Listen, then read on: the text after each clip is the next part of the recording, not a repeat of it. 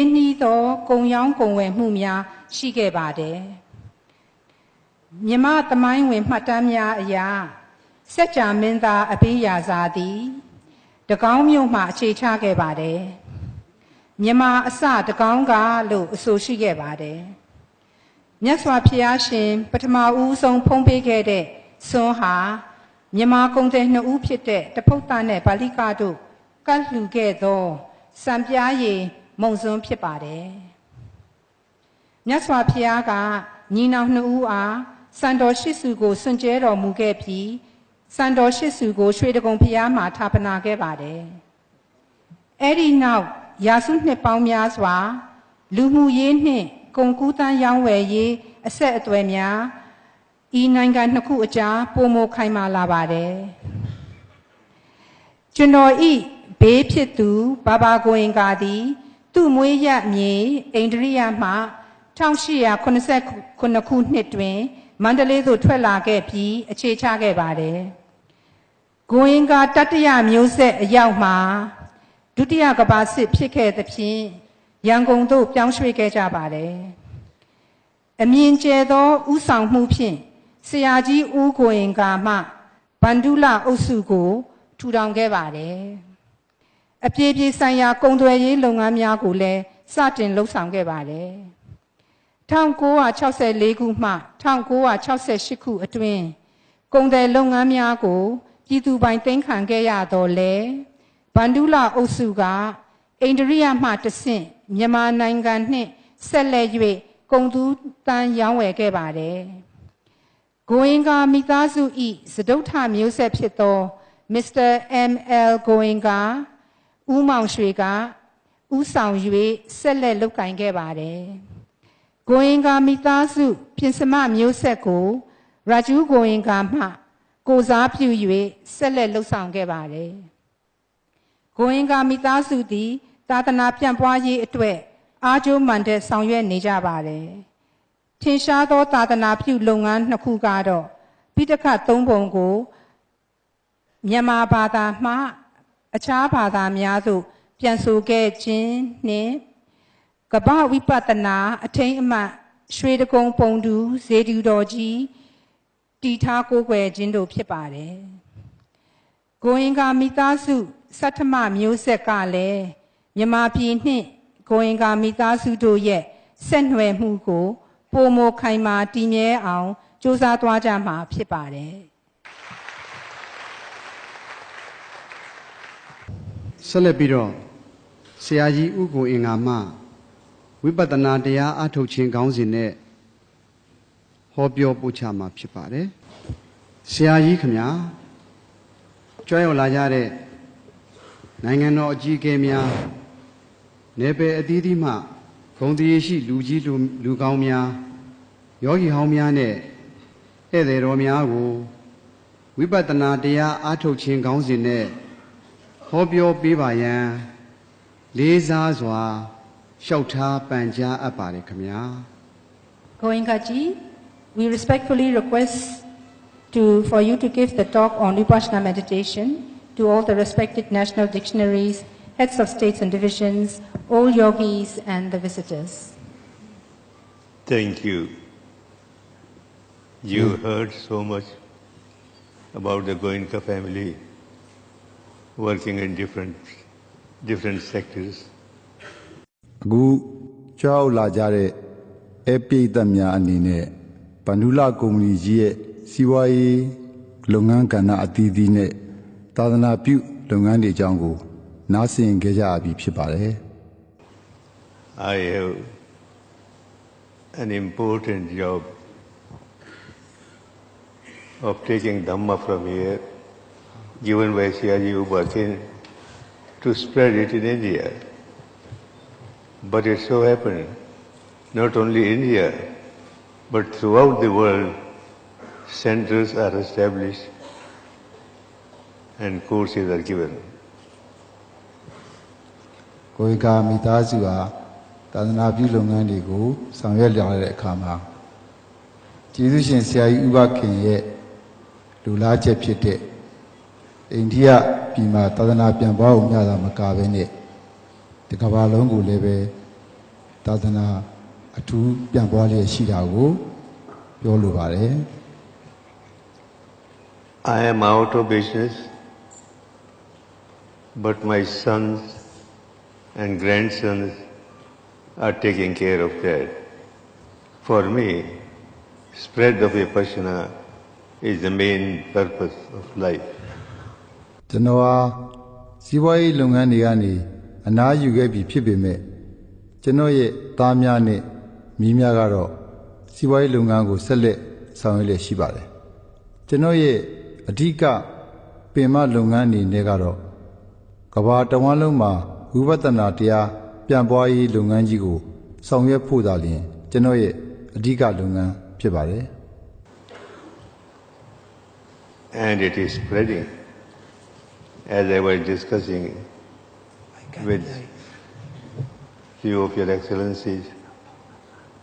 that there is a question always as to how Vipassana is spreading so rapidly. Already there are over 160 centers around the world and over 1,000 teachers to teach them. ဝိပဿနာတရားစခန်းပေါင်း160ကျော်နဲ့တရားပြဆရာပေါင်း1000ကျော်ဟာဝိပဿနာတရားတွေကိုသင်ကြားပြသလျက်ရှိတာကိုပြောလိုပါတယ် How is it that such large number of people come to your centers? One important thing is that we don't teach any religion. Buddha never taught any religion. ဒီနေရာမှာဘလို့ဖြစ်ပြီးတော့ဒီလိုများပြားလှတဲ့လူပုဂ္ဂိုလ်တွေဟာဝိပဿနာတရားရိပ်တာတွေမှာလာရောက်အားထုတ်ကြတာလဲဆိုတဲ့အချက်ပဲဖြစ်ပါတယ်တကယ်တော့ကျွန်တော်တို့သင်ကြားနေတယ်ဆိုတာဘာသာအယူဝါဒတစ်ခုကိုသင်ကြားနေခြင်းမဟုတ်ပါဘူး Buddha taught Dhamma and we also teach Dhamma. There is no paraphernalia of a Dhamma, of a religion in Dhamma, in Vipassana. And people find that it is universal, good for everyone.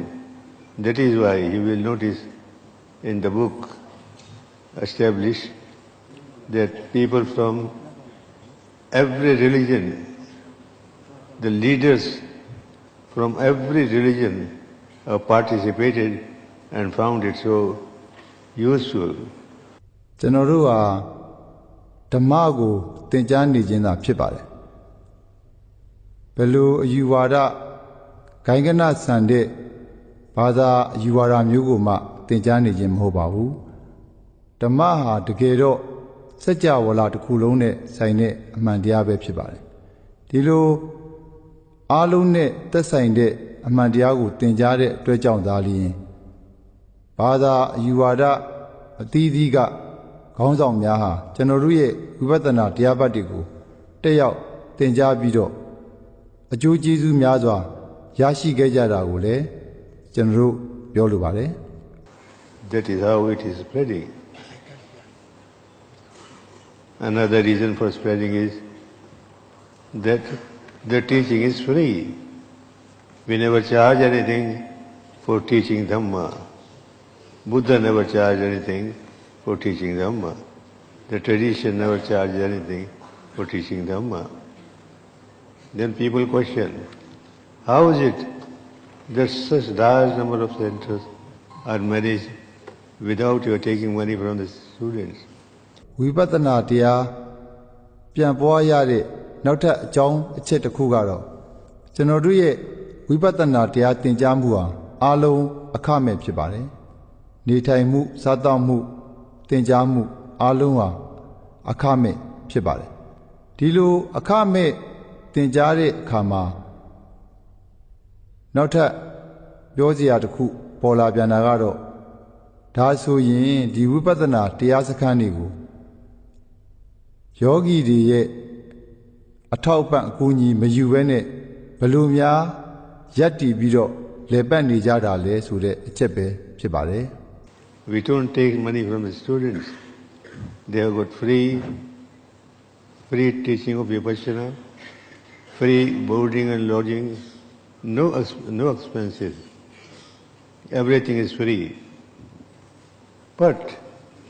those who get benefit from Vipassana definitely keep on supporting it.